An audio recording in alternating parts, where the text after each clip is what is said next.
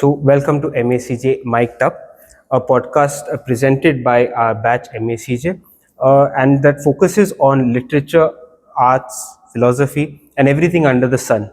Today, we have in our presence Mr. Amarr Prabhu, who has been a student of Don Bosco Technical Institute Kurla and now serves as the principal of this very institute.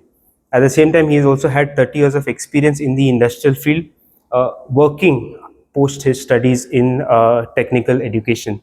Today, we will be focusing on the relevance of technical education in India, and not only in India, abroad, because there are many students that struggle with technical education.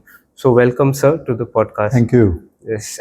So we get right to the first question. When we think of technical education, we think of students like those many of the students who have not managed to pass their 12th or who may not be able to complete the 11th and 12th. So they come in for technical education to kind of get a job immediately after their 12th.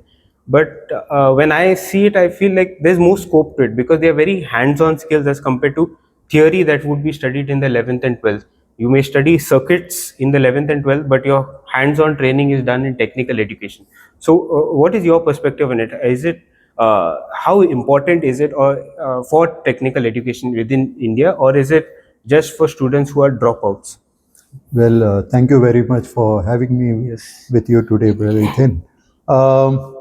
Let me start with this saying that this is a myth or some kind of perspective regarding the technical and vocational education.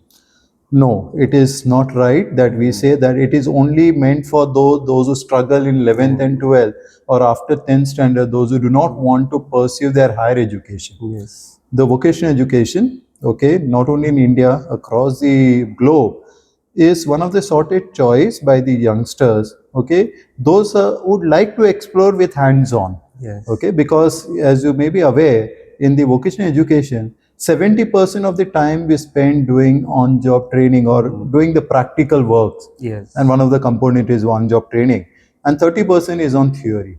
So those are kinetic in nature. Those who like to explore to their careers, so do hands-on, they are all welcome in this vocational and technical education.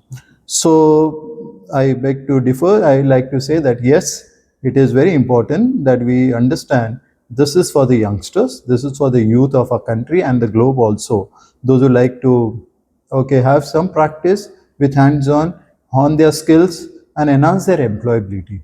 So there is an opportunity for them, of course, to enhance their employability, same time to get ready within a year or two or little, maybe some more training and get ready to work. And also there is an opportunity for continuing the education also. So yes, vocational education is the need of an hour, and India, yes, we are doing it very well with quite spread of different types of program. To name few of them, we have a good number of ITIs, we call Industrial Training Institute, around 15,000 plus spread across the country. And then we have a lot of training institutes, we call them VTPs, vocational training providers. Then we have other segment we call for the higher education like polytechnics, diploma, those who offer a diploma program. And also we have the engineering. So that could be another segment to work with. So overall, I would say it's an opportunity for the youngsters to be in the technical and vocational education. So rightly said, it's a real misconception that they have, or people generally have when they look at technical education. But then, say like a student wants to do wants hands-on skills, but is veering towards engineering and mechanical engineering. So mechanics is is hands-on skills, but at the same time, technical education, like for example, motor mechanics. I think it would probably be the same, or is there a difference between the two? Sort of difference between the two? Yes, there is a difference, and the difference is quite vast. Let me start saying this way: in ITI, Industrial Training Institutes, or in any TVET centers, in that case, 70%, as I mentioned, is toward the practical skills, and 30% is for theory. When I reach out to the diploma programs, which is offered in the polytechnics, they are just little exactly opposite. So 70% would be theory. 70% would be theory, and 30% would be practical. And when you get into the bachelor's program, the engineering, again, it goes little more different. So here we have 30% of practical and 70% of theory. So Okay. this is how, or rather 20% in that case, let me correct it, maybe 20% of practical and 80% of theory. So down the pyramid, you see the ITI graduates, okay, those having more practical skill. Yes. I may be wrong here, but it has been assumed that the engineers cannot, okay, work on the vehicles. As you mentioned, the automobile Yes. program, the mechanic motor vehicle, okay, whereas the ITI grads can easily maintain a vehicle, can easily work on the vehicle, can diagnose the fault because they have learned it during their academic program. Whereas when it comes to the mechanical engineering per se, and if I see the relevance of that, the mechanical engineering is quite diversified. Yes. You need to get something specialized in some particular skills. So that is what happens in the ITI program. You get specialized in a particular skill, and that skills helps you to get into that particular domain or that particular industry. Whereas mechanical, either it could be polytechnic 3 years diploma program, it can be 4 years of mechanical engineering. Okay, will give you a lot of spread of different areas. Okay, wherein experience, where you need to develop those skills and you need to get specialized in that area. So in that case, it could happen that mechanical engineering guys can come into the automobile domain, but then again we have the diploma and degree in automobile engineering. Yes. So probably they. But again, as I mentioned, the theory aspect is little more and practical aspects are little less. So that's a sad part in our system. But I would like to say that an ITI grad, when he moves from ITI to diploma, and from the diploma when he moves to degree, he becomes a perfect engineer. So he has a good hands-on experience, and he can beat an engineer. He can do very well in his domain. Oh, that's very interesting. So the stages for the ITI for an ITI student, I believe most of them start after their 10th. There are very few courses, I guess, would have or require you to pass your 12th and then start. So what are the requirements more or less, like for the common ones? Like we have electricians, we have motor mechanics, we have welders. So what are like some of the basic qualifications if they need to qualify ahead? Because you mentioned that after that they do their diploma, then they go in for degree. So do they do it after their 12th and then they use that time before diploma, or do they do it after their 10th? Let me come back and say this. One who passes 10th standard, okay, he has multiple choices to make if he has to get into the program, any of the technical program. So as you rightly pointed out, saying 10th standard. So when he passes the 10th standard, the eligibility for him to get into the ITI is to have, of course, pass his 10th standard matriculation with maths and science. So because most of the trade, we have 169 trades in the domain of, we call it CTS, Craftsman Training Scheme. So the name itself says producing a good technician, a craftsman who can work with his hand. So it requires minimum 10th standard pass with maths and science as a mandatory subject. Maybe there are few trades which does not require maths and science, but 10th standard passing is important. For example, we have a non-engineering trade like COPA, computer operating and programming assistant, and this trade does not require the maths and science. You need to pass your 10th standard itself. And there are very few trades which require 12th standard pass. Very few of them, and I not really recollect that how many would be there, because now lot of the eligibility from 12th standard is brought to 10th standard, so that the young people can get into the training. That's the reason for that.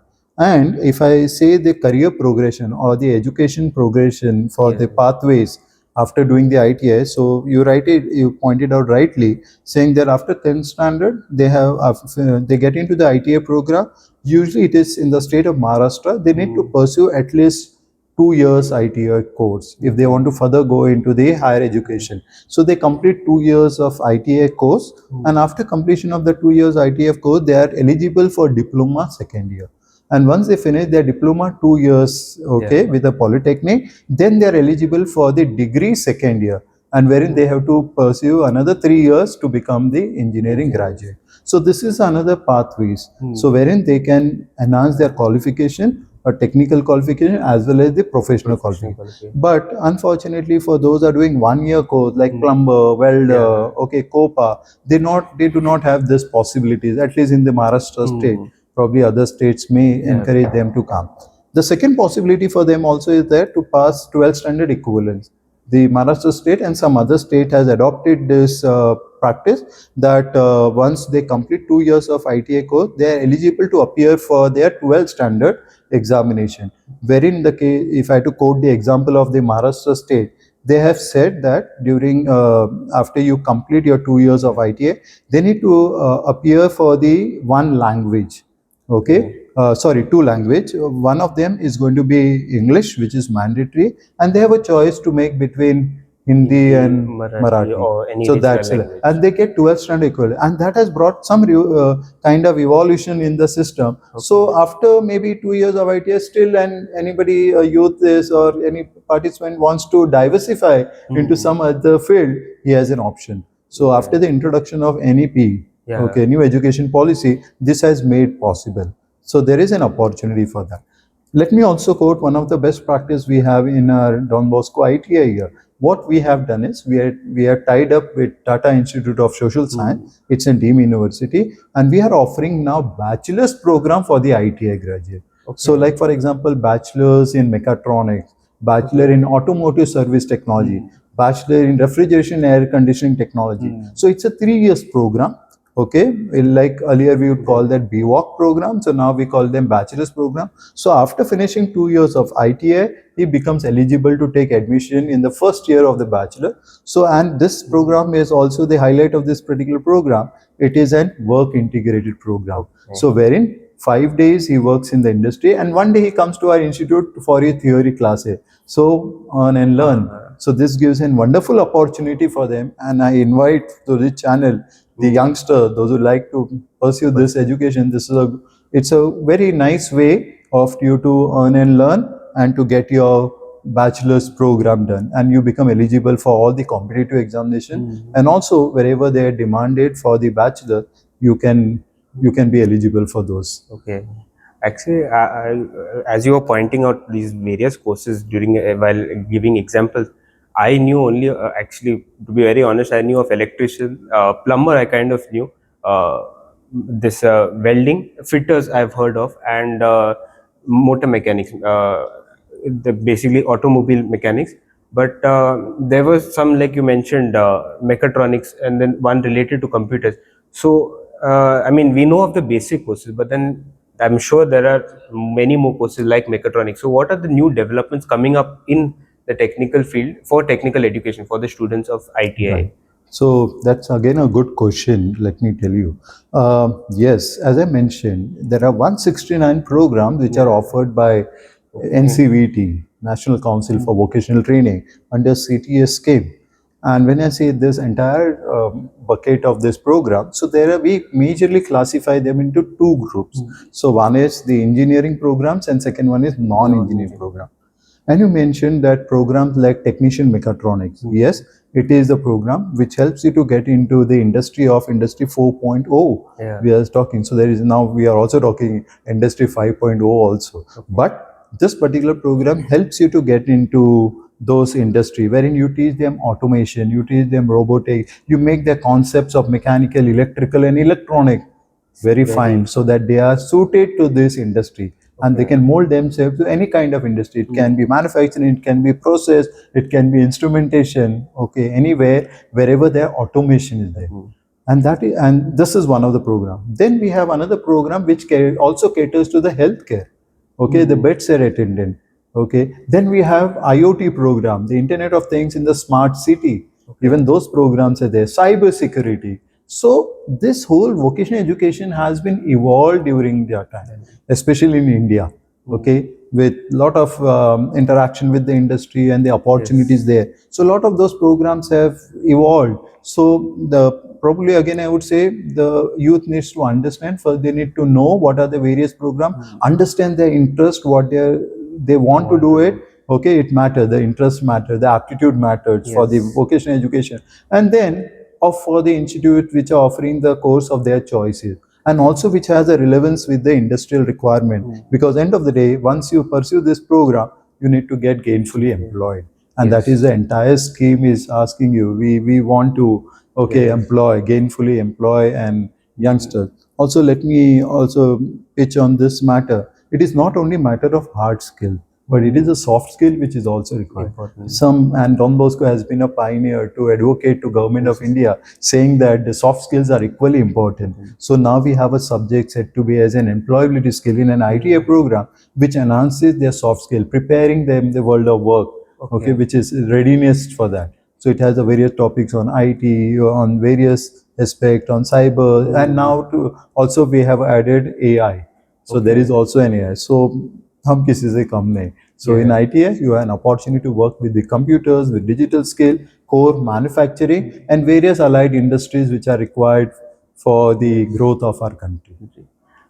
Thank you, thank you. Another thing I realize, and this has many people have asked me before, and even I was like, okay, I'm not very clear on the prospects, because like when I look at it as technical education, many have this misconception. I believe it's a misconception that after your technical, you get stuck only in India, and you would work within India. It's your ITI is valid only within India, and it is not available. I mean, we cannot go abroad. So many students like who think of ITI or consider the possibility because they are more into hands-on skills, they have this dilemma like, if I go in for it, I may not be able to go abroad. I also have this dream that I want to work abroad, and maybe ITI will be certified only within India, and then I may not get an opportunity abroad. Whereas if I struggle and go through my university and complete a degree in engineering, I may not have the hands-on skill, but I'll have some practicals, and with interest, I may learn. But I have the opportunity of going abroad. I feel that's a misconception. I feel, but what is your perspective on it? You are very right with that. So there is this kind of misconception again in the youngsters, those who feel that ITI is only restricted to the to our India. Okay, but no. Let me give an example. Many of our own alumni from Don Bosco, okay, not only Mumbai but across the India, we have a network of 29 ITIs across India, and many of the participants, those have learned, and now they are working successfully in many of the country. So of course, UAE is one of the major employer, but other than that, we have the footfalls in Canada, in US, in Germany, okay, many of this place. So now there are a lot of global opportunities have opened for the ITI technician. You may be aware that the India is one of the youngest country, and there is an aging population across the globe. So we have that advantage over that. And the advantage, lot of countries are now inviting the youngsters from India, those who have the right skill, to come and work in their country. Let me quote one example again from our institute, Don Bosco ITI. We have started the German classes, learning the German language quite long time ago. And there are many of our youngsters, the ITA students now, have gone through the German language, and we had finished the first interview for them with the Chamber of Commerce at Germany. So very soon we'd like to see them working in Germany. Okay. Of course, they need to learn. For example, if you want to work in Japan, you need to learn Japanese language. If you want to work in Germany, you need to learn German language. So there are a lot of global opportunities. The opportunities not only in India but across the globe. You just have to be competent enough. And also, you spoke about the certification. Let me also correct the ITI certificate.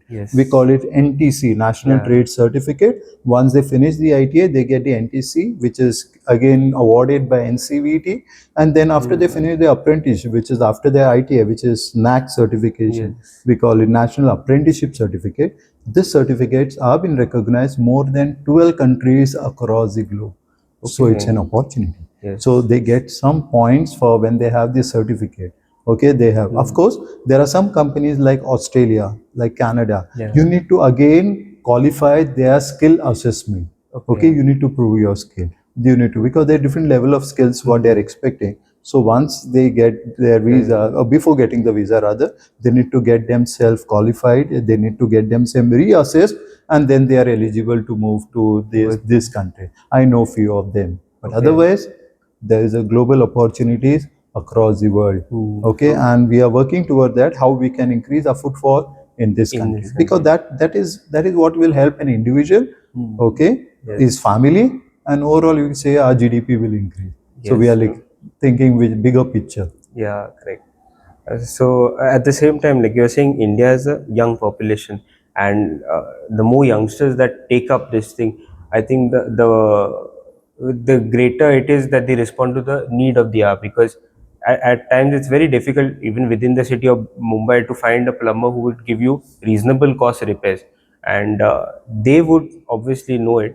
But I think apart from that, I mean, students that are there around the campus, maybe they're doing a degree course, or they've just finished their 12th and they got a break between the university. I feel shorter 1 month, 2 month courses maybe may not be a certification course, but a hands-on skill for them, so that they kind of learn it. So do ITS also involve that during their breaks? I don't know whether how long the breaks are between semesters or sessions that they have, but are those also offered? And do you think it would be better when it's offered to other students also? They may not really require certification, but they would at least need those hands-on skills. Well, I did mention regarding the NAP, Yes, yes. New Education Policy. This it envisages that 50% of youngsters should be vocationally skilled. They need to have vocational skill. They need to have hands-on skill. Skills. So that is one aspect to that. And in that, the government have come up with the schemes like Bagless Day for the youngster. Those are in the school. Okay, early skills. Then in standard 9th and 10th, they have introduced one of the vocational subject. It could be automobile, it could be refrigeration, air conditioning, it could be robotics and IoT, which is there in Maharashtra state. So there are these possibilities are there. And you specifically mentioned, is there a possibility for the short-term training program? Yes. I would say yes. So let me again quote our institute. We are doing such kind of initiatives with our own engineering college. So when our engineering graduate, they have a semester break. And when they have a semester break, we come up with a small program like plumbing, little bit of electrical. When we had auto body and paint, so a little bit of painting. And the bigger choice is for the automobile. So they come here because what they learn is theory again in their sessions, but here they come, actually they open the vehicle, they see the engine, okay, they diagnose the fault, they know the different tools which can be used, and the safety precautions also, because that is also very important for a technician. So there is a possibility.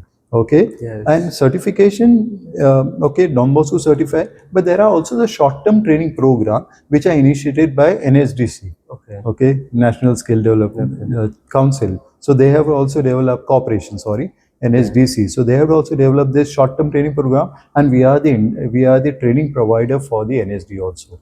So there are opportunities, so short-term, long-term, and mid-term skilling. So all these possibilities are there for the youngster to enhance his skill, okay, upskill himself, and also I would say reskilling also. So there is the possibilities of all this for the youngster. Those, and also there has been some correction. Now we are seeing the adults coming into the program. We got couple of them. Those are already past their 30s or they are late. Okay, maybe 30s or 40s. They are also showing interest to reskill themselves. Okay, so that they can become employable. So there is ample of opportunities for employee. There are few courses where Don Bosco ITA engages industry, okay, to participate, and we run the joint certification. So again, to enhance the employability. So wherein we get industry and the academia, they come on the board and they offer the certificate. So some of the programs in Don Bosco Kurla, DBITA, Don Bosco Industrial Training Institute Kurla, we offer these programs. Okay, yes. Thank you so much for having, for being, or making time at least to come and share insightful knowledge on the relevance of technical education in India. I feel there are many misconceptions that have been there, and that need to be clarified, and people need to be aware of its relevance. I mean, it's not just a certification. Sometimes you require those hands-on skills, and it's important that like people learn to take it up, at least short-term courses like you're mentioning. Right. And if they feel like they are more geared towards practicals over theory, I think ITI provides a better opportunity for them over uh, doing a degree that would just give them theoretical knowledge and less of practical. I feel that's some of the point or key takeaways I feel that we took from a conversation with you. Thank you so much, sir, for being present for the podcast. Thank you so much. Maybe I would like to conclude by saying is that there is also opportunity for the workers, those are working in the industry. We have a wonderful scheme called the RPL, Recognition of Prior Learning. Okay, reskilling, upskilling. So the workers, those are not certified in a country, they have an opportunities to get themselves certified, so that their whole, you could say, their pay scale increases, or they get a relevant skill to upskill themselves. And the youngsters, I would say, you're most welcome to be part of the vocational education. There are a lot of things to learn.